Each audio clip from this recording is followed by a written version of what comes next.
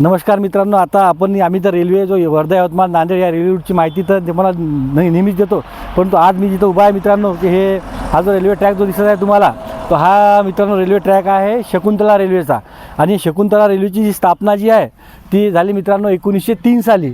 एका महिलेच्या नावावर शकुंतला नाव या लाईनला पडलेलं आहे आणि ब्रिटिश काळातील महत्त्वपूर्ण रेल्वे होती मित्रांनो ही. आता हिचं वैशिष्ट्य मित्रांनो, ही जी रेल्वे लाईन जी आहे तर ही 2 फूट 6 इंच आहे ही रेल्वे पटरी मित्रांनो. आता ही जी शकुंतला रेल्वे जी आहे की जी स्थापना 1903 साली झाली होती, म्हणजे 2003मध्ये या रेल्वेला 100 वर्ष पूर्ण झाले होते मित्रांनो. परंतु 2016मध्ये हे पूर्णतः रेल्वे आता बंद पडलेली आहे मित्रांनो.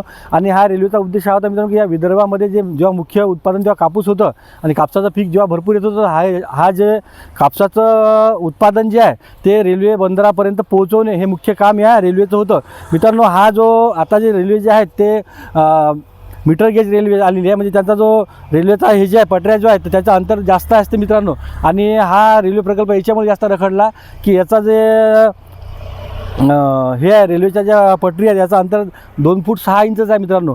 तर हा त्यावेळेचा महत्त्वपूर्ण रेल्वे प्रकल्प होता.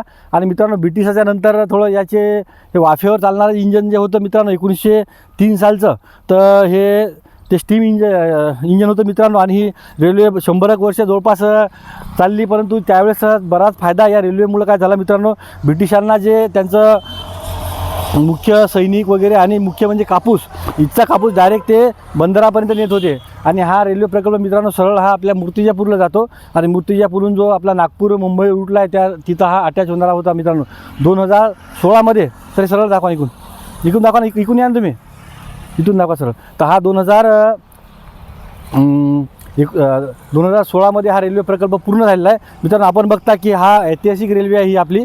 आणि ही रेल्वे जी आहे तर ही रेल्वे आज बघा तुम्ही, आज भग्न अवस्थेमध्ये आहे. रेल्वे ट्रॅकवर झाडं आलेले आहेत आणि समोर असा रेल्वे ट्रॅकसुद्धा दिसत नाही आहे.